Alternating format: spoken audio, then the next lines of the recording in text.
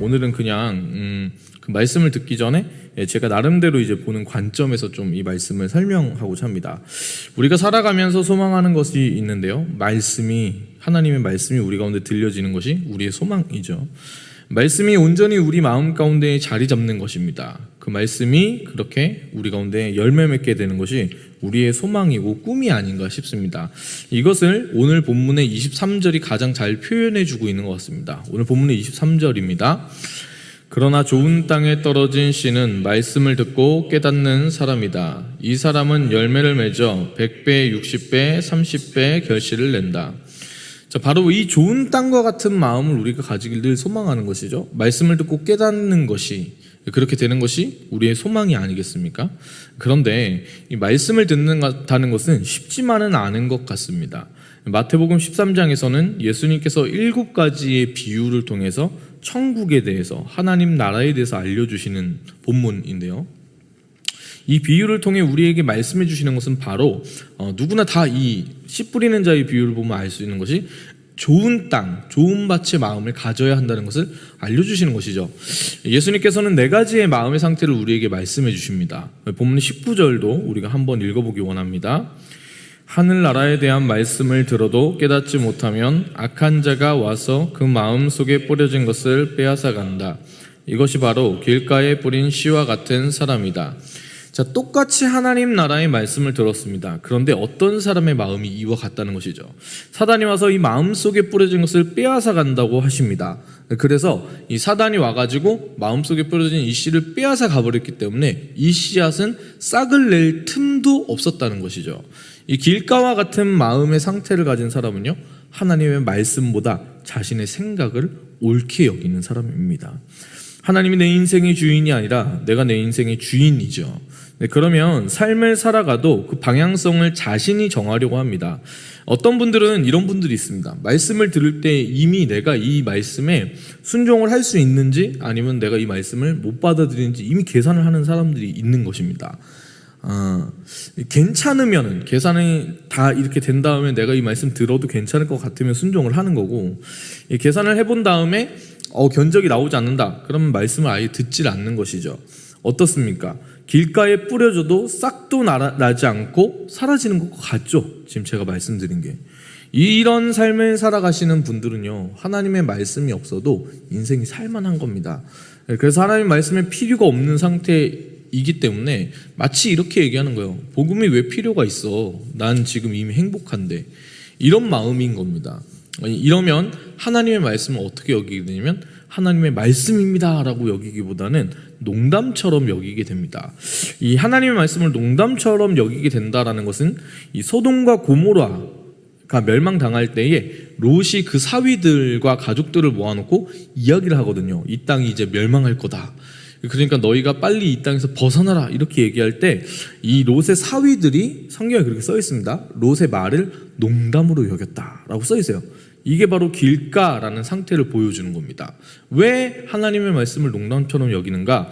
소돔이 좋고 고모라가 좋고 세상이 좋기 때문에 하나님의 말씀을 받아들이지 못하는 것이죠. 두 번째 상태는 돌밭에 떨어진 상태인데요. 본문의 20절과 21절을 읽어보겠습니다. 돌밭에 떨어진 씨는 말씀을 듣자마자 기쁨으로 받아들이지만 뿌리가 없기 때문에 오래가지 못한다. 말씀 때문에 고난이나 핍박이 오면 곧 걸려 넘어진다. 자, 이런 종류의 신자는 말씀을 기쁨으로 받습니다. 그래서 심겨지기는 합니다만 뿌리가 깊이 박혀 자리 잡지를 않아서 말씀 때문에 고난이나 핍박이 오면 무너진다라고 설명을 하는 것이죠. 이 돌밭 신앙이라고 말할 수 있는 이 형태가 가진 기본적인 전제는 그래서 감정 중심적 신앙이라는 것입니다. 여러분, 감정 중심적인 신앙생활이 되면은 삶의 경험에 의해서 내 믿음의 확신이 왔다 갔다 하게 되거든요. 겉으로 보기에는 굉장히 이 신앙이 좋아 보일 수가 있습니다. 근데 겉으로 보기에만 좋아 보이는 신앙은 사실 소용이 없는 것이죠. 찬양할 때 손을 들고 열심히 찬양하더라도 이 감정 하나에 휩쓸리게 되면은 일순간 모든 걸 다 포기하고 사단에게 팔아 넘기는 사람이 이런 종류의 사람입니다. 빌리 그레이엄 목사님이 한국의 이 성도들의 믿음을 이렇게 이야기했다고 합니다. 한국 사람의 신앙은 바구진 신앙이다. 바구니 신앙이다. 이 무슨 뜻일까요? 왜 그렇게 이야기를 했냐면 물속에 담그면 물이 가득한데 물에서 건져내면은 물이 한 방울도 없다는 거예요. 이게 어떤 의미냐면 교회 안에서는 모두가 다 거룩한 성도입니다. 거룩한 모습이 있어요. 근데 한국 교회의 성도들은 교회 바깥에 나오면 그 진실한 성도와 그리스도인의 모습을 찾을 수가 없다는 것입니다. 그러니까 이중적 신앙생활이죠. 감정이 앞서게 될 때 이 이중적 신앙생활을 합니다. 그런 삶은 결국 말씀을 받더라도 실천하지 않는 겁니다. 주변에 이 교회 안에서 공동체 안에 있을 때는 거룩한 모양을 가지다가 세상 가운데 나아가서는 그 입의 말, 그 행동 하나, 이 사람이 예수님 믿는 사람인지를 볼 수가 없는 것이죠. 세 번째는 가시덤불 같은 마음입니다. 22절인데요. 함께 읽어보겠습니다. 또 가시덤불 가운데 떨어진 씨는 말씀은 들었지만 이 세상의 걱정과 돈의 유혹이 말씀을 막아 열매 맺지 못하는 사람이다. 여러분, 우리가 이 땅을 살아가면서 걱정이 많이 생깁니다. 그리고 그때마다 이런 돈의 유혹이 마음속에 많이 스며들게 되는 것이죠. 먹고 사는데 돈이 필요하잖아요. 그런데 또 어려운 순간 의지하고 기대고 이 문제에 대한 부분을 해결하려면 결국에는 이제 살아가면서 모든 사람들이 대부분 다 어느 순간에 이런 고민들을 하게 됩니다. 돈이 필요하구나. 돈이 필요하구나. 제가 아끼는 동생이 결혼을 하고 나서 언젠가 저를 찾아와가지고 대화를 하는데 그런 얘기를 하더라고요. 진짜로 돈이 정말 돈이 있으면 모든 게 다 해결될 것처럼 느껴지는 시대인 것 같다고. 결혼한 지 얼마 안 돼가지고 이 친구가 그런 얘기를 하더라고요. 돈이 없으면 너무 어렵다고. 그러면서 하는 얘기가 전세를 올려달라고 얘기했다는 거예요. 근데 그 순간 이제 돈이 없으면 막막해지는 거죠. 그래서 세상을 살아갈 때 이 물질 만능주의라고 말하는 것이 우리 마음 가운데 계속 메시지로 들려오는 겁니다. 돈이 있어야 돼. 돈이 있어야 되는 거야. 돈이 다야. 돈이 전부야. 이게 이제 세상이 우리 가운데 이야기하는 거거든요. 근데 그래서 그 돈의 유혹이 우리 마음 가운데 있게 되면은요, 어떤 일이 일어나냐면 말씀을 듣더라도 그 걱정과 돈에 대한 마음으로 인해서 말씀이 열매로는 나타내지는 않는 겁니다. 여러분, 이 상태에 대해서 예수님께서 이 다음의 비유에 또 이렇게 이야기를 하시는데, 앞의 비유가 이제 씨 뿌리는 자의 비유라면 뒤의 비유가 알곡과 가라지의 비유거든요. 이게 두 개가 연결이 되는 비유인데요. 24절과 26절입니다. 예수께서는 또 다른 비유를 들어 말씀하셨습니다. 하늘나라는 어떤 사람이 자기 밭에 좋은 씨를 뿌린 것에 비유할 수 있다. 그런데 사람들이 모두 자고 있는 동안 원수가 와서 밀 가운데 가라지를 뿌리고 도망갔다. 밀이 줄기가 나서 열매를 맺을 때에 가라지도 모였다. 예수님께서는 이 씨 뿌리는 자의 비유 다음으로 알곡과 가라지의 비유를 말씀해 주십니다. 우리는 좋은 땅과 같은 마음을 가져서 100배의 열매를 맺고 싶은 마음이 있죠. 이것이 우리의 소원이라고 얘기했습니다. 알곡 같은 삶, 가라지가 아닌 알곡 같은 삶을 사는 것입니다. 예수님께서는 하늘나라가 자기 밭에 좋은 씨를 뿌린 것이라고 오늘 말씀해 주시거든요. 근데 이 말씀에서 문제가 하나 생기는데, 그게 뭐냐면 바로 자는 동안에 원수가 알곡 가운데에 밀이 심겨진 그 알곡이 나타나야 되는 그 밭에 가라지를 뿌린 것입니다. 그래서 밀이 열매를 맺게 될 때쯤에 가라지도 함께 보이게 된 것이죠. 이 가라지에 대해서 하인들이 얘기를 합니다. 가라지를 뽑아버릴까요? 라고 물어봐요, 주인에게. 그랬더니 주인이 이렇게 대답합니다. 29절 30절입니다. 주인이 대답했다. 아니다. 가라지를 뽑다가 밀까지 뽑을 수 있으니 추수할 때까지 둘 다 함께 자라도록 내버려 두어라. 추수 때에 내가 일꾼들에게 먼저 가라지를 모아 단으로 묶어 불태워 버리고 밀은 모아 내 곳간에 거두어 드리라고 하겠다. 여러분, 언젠가 종말의 때가 되면 하나님께서 알곡과 가라지를 나누실 것입니다. 그때까지는 둘 다 자라나게 두라고 말씀하시는 것이죠. 이것을 이제 요 코로나 바이러스 이 종말의 시기에 그렇게도 진짜로 많이 이야기를 합니다. 내가 알곡되는 그 시기가 지금이다. 지금이어야 한다. 이제 정말로 이 심판의 그날이 얼마 남지 않았다. 알곡 같은 사람이 돼야 된다. 가라지 같은 믿음을 가지면 안 된다. 이렇게 얘기를 많이 했었는데, 이 사람들은 씨 뿌리는 자의 비유와 알곡과 가라지의 이 비유를 본 다음에 이렇게 받아들이거나 이렇게 설교를 합니다. 나는 좋은 땅이 되도록 내 마음을 잘 갈고 닦는 노력을 해야겠구나. 나는 알곡 같은 사람이 되어야겠어 라고 생각할 수가 있는 것이죠. 실제로 한국 교회에서 이 본문을 가지고 그렇게 설교를 많이 했었습니다. 사실 이 본문이 이야기하는 바는요, 이 설명을 좀 하려면은 좀 오래돼야 되는데, 이 앞에 부분 보면은 예수님께서 이 구약 성경에 이사야서 말씀을 가지고 이야기를 해주시거든요. 근데 결국에 이 흐름을 보면은 이 본문이 이야기하는 부분은 우리가 더 좋은 마음의 상태를 가지거나 우리가 알곡이 되기 위해서 그런 노력을 해야 된다라고 이야기하시는 말씀이 아닙니다. 이것은 사실은 우리의 인간의 상태를 이야기해 주는 것인데요, 이 땅에서 우리는 사실은 가라지와 같은 존재라는 것입니다. 우리의 마음의 상태, 마음의 밭의 상태는 알곡이 가득한 상태가 아니라 가라지가 함께 자라고 있는 상태라는 것이죠. 그러니까 여러분, 이 인간이라는 존재가 그 원죄로 말미암아 답이 없는 상태인데, 우리의 마음이 어떻게 되어 있습니까? 길가에 뿌려진 씨앗처럼 우리의 마음이 그렇게 씨가 아예 싹도 내지 못하는 그런 마음의 상태, 돌밭이 가득한 상태, 가시덤불이 자라있는 바로 그 상태가 우리의 상태라는 겁니다. 그러니까 옥토가 우리 마음에 존재할 수가 없는 것이죠. 그러면 예수님이 왜 오늘 이 비유를 통해서 이야기를 하시냐, 말씀을 왜 이렇게 하시냐, 이것은 노력해라, 너희가 노력해라, 이 얘기가 아닙니다. 이것은 무엇이냐면 씨, 그리고 이 씨 뿌리는 바로 그분 예수 그리스도를 바라보라는 이야기죠.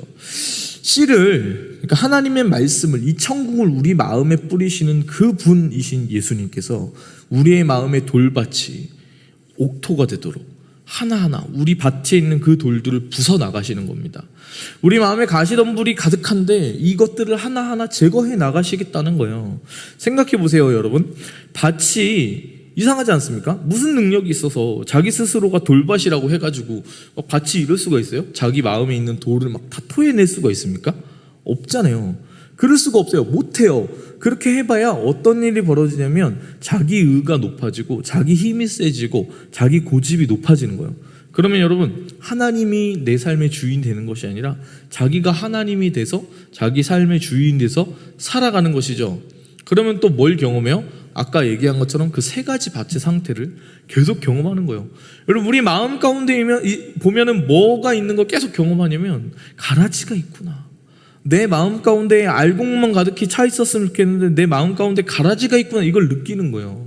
왜 그러면은 우리 가운데 그 가라지를 허락하시고, 우리의 마음의 상태가 왜 그 옥토가 되지 않고 우리 지금 있는 상태가 길가이고 돌밭이고 가시덤불인 것이냐? 왜 우리는 그 여러 가지 한꺼번에 다 그걸 해결되지 못한 상태 가운데 있는가? 그것은 바로 우리가 하나님을 향해 경건한 그 삶의 모양을 갖추라고 주님이 이것들을 허락하시는 것입니다. 어떤 사람이 좋은 밭을 가진 사람이고 어떤 사람이 알곡이 되는 사람인가? 그것은 자신이 죄인임을 철저히 깨달은 사람, 예수님을 향한 그 겨자씨만큼의 믿음을 가진 그 사람이 바로 알곡이 되어지는 사람이라고 얘기하는 겁니다. 왜냐하면 하나님의 열심이 이 사람을 알곡되게 하기 때문입니다. 하나님께서 그 손으로 우리의 그 가시덤불과 돌들을 다 걸러서 내실 것이기 때문이죠. 그러니까 우리 마음 가운데, 우리의 삶 가운데 좋은 밭, 옥토라는 것은 있을 수가 있습니까? 없습니까? 원래는 없는 겁니다. 보면 알곡과 가라지가 같이 있는 거라니까요. 가라지가 있는 상태, 절대 옥토일 수 있지 않은 상태. 그래서 하나님의 말씀을 듣지만 그 말씀을 삶으로 살고자 해도 절대로 살아낼 수가 없는 상태. 그게 여러분 우리의 상태 아닙니까? 근데 우리의 상태가 그런데 예수님께서 생명을 주셔서 이 씨를 뿌리셨을 때에 예수님께서 그 손으로 어떻게 하시냐면 우리로 하여금, 그 소망이 없는 우리로 하여금 반드시 열매 맺게 하시고 알곡이 되게끔 하셔서 추수해 내시겠다라고 하는 거예요. 이것이 바로 우리가 은혜라고 하는 것입니다. 여러분, 이 설날 이제 우리가 2021년 1월 1일을 이렇게 지나온 지 한 달이 더 넘었습니다. 이 새해라고 말했지만 우리가 이 시점에서 다시 한번 출발선에 서야 되는 것이죠. 다시 한번 우리가 오늘 하루 살아가면서 이걸 기억해야 됩니다. 내 힘으로 살고 있지 않은지. 우리는 내 힘으로 사는 것이 아니라 인도해 주시는 은혜와 빚어주시는 은혜로 살아가야 합니다. 그런 때에 일어나는 일이 한 가지 있는데요, 우리의 마음이 여전히 돌밭이 있죠. 가시덤불이 있습니다. 그 누가 제거하신다고 하셨죠? 하나님께서 하시잖아요. 성령님께서 우리의 마음 가운데 이 돌밭을 하나하나 빼내 가실 때 우리의 마음이 아픕니다. 우리의 마음 가운데 이 가시덤불 하나하나를 주님께서 태워가시고 다 이렇게 제거해 가실 때 우리 안에 있는 그 고집들과 우리 안에 있는 그 돌 같고 가시 같은 것들이 사라지게 되는 거예요. 근데 그때 우리의 마음이 아픕니다. 그때 우리의 마음이 하나님의 손이 다룰 때에 쉽지가 않은 거예요. 여러분, 그런데 그게 은혜라는 거죠. 우리가 오늘 하나님 앞에 나아가서 살아갈 때 우리 안에 이 은혜가 임했으면 좋겠습니다.